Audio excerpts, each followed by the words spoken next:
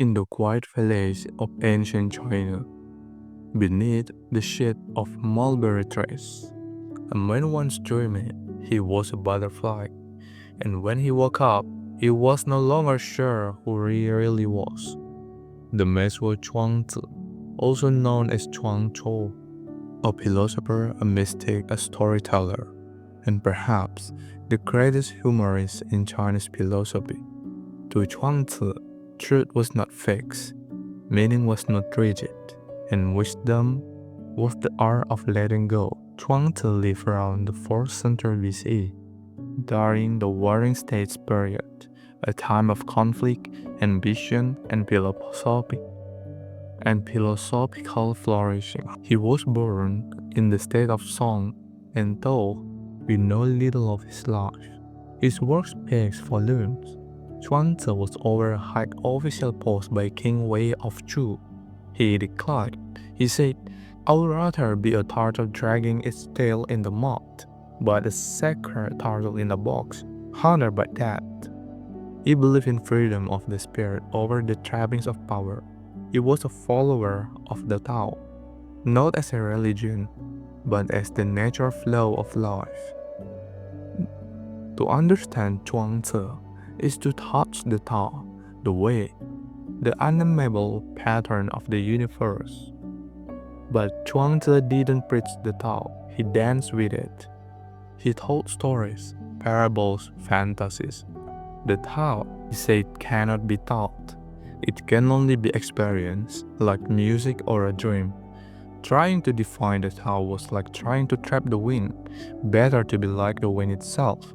Zhuangzi wrote, "The perfect man has no self. The spiritual man has no achievement. The true saga has no name."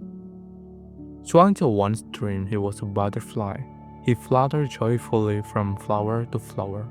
When he woke up, he asked, "Am I Zhuangzi who dreamed he was a butterfly, or a butterfly now dreaming he is Zhuangzi?"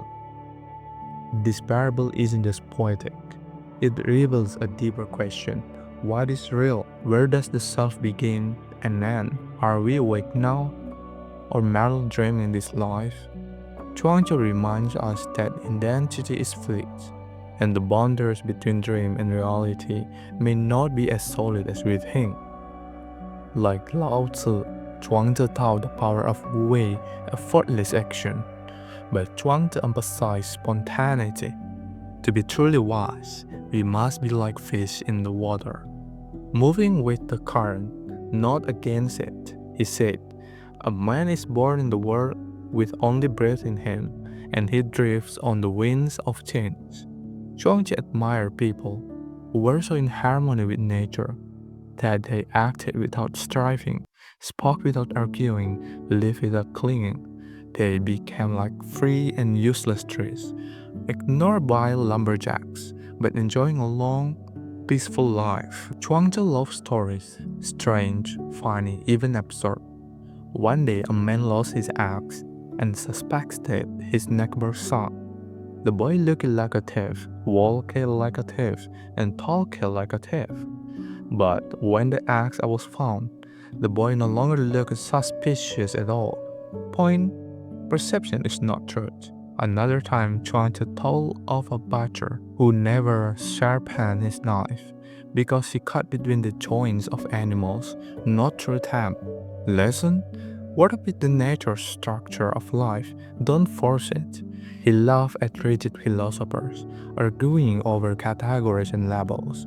To him, labels distort reality. Zhuangzi believed everything is relative, big and small, life and death, right and wrong.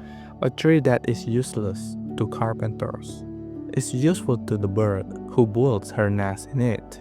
A man who seems foolish today may be wise tomorrow, and that, to Zhuangzi, that was not an enemy, it was just another transformation. He said, "How do I know that when I die, I shall not awaken like a butterfly?" Zhuangzi often debated with his friend Hui Shi, a logician who loved paradox. They once argued on a bridge about fish. Zhuangzi said, "Look how happy the fish are in the water." Hui Shi said, "You are not a fish, "How do you know what makes fish happy?" Zhuangzi replied, "You are not me. How do you know I don't know what fish feel?" Instead of proving a point, Zhuangzi dissolved the argument into laughter and paradox. Zhuangzi's teachings became the heart of Taoism. He influenced Chinese poetry, Zen Buddhism, minimalism, modern psychology, and even postmodern philosophy, where Confucius taught order and ritual. Zhuangzi taught freedom and surrender. He asks us not to control life, but to dance with it. In today's fast and paced, success-obsessed world, Zhuangzi offers a radical alternative. Let go of control, accept uncertainty, laugh at yourself, flow like water, wake up from the illusion of should and must. He reminds us that the deepest wisdom is playful, and the most free are those who stop chasing and start being. Zhuangzi taught that the wise don't chase fame, will, or power. They don't cling to identity or agree over truth. They live lightly. They dream freely. And when the time comes, they return to the great transformation without fear. So the next time life feels heavy, ask yourself, are you the human dreaming you're trapped, or the butterfly dreaming you're free? Coming up next on Philosophy Journey, we turn west once more to revisit the rebel of Athens, the master of irony, the lover of questions, Socrates. Until then, flow with the Tao, smile at the absurd, and never forget, truth might just come to you in a dream.